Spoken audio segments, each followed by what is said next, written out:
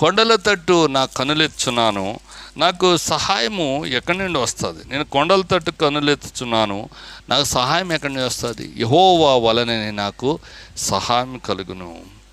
కనుక మరి నీకు సహాయం అనేది దేవుని ద్వారా రావాలి. ఎందుకంటే ఆయన భూమిని ఆకాశమును సృజించినటువంటి వాడు అంటూ దైవ గ్రంథంలో రాయబడినటువంటిది ఉంది. ప్రియులారా, ఇక్కడ ఒక్క విషయాన్ని మనము జ్ఞాపకం చేసుకోవాల్సినటువంటి వారు ఉన్నాం.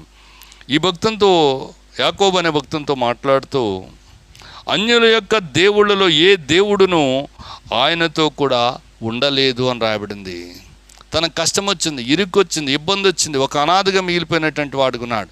ఎవరున్నారు చెప్పండి? అన్యుల దేవుళ్ళలో ఎవడైనా కాపాడినాడా?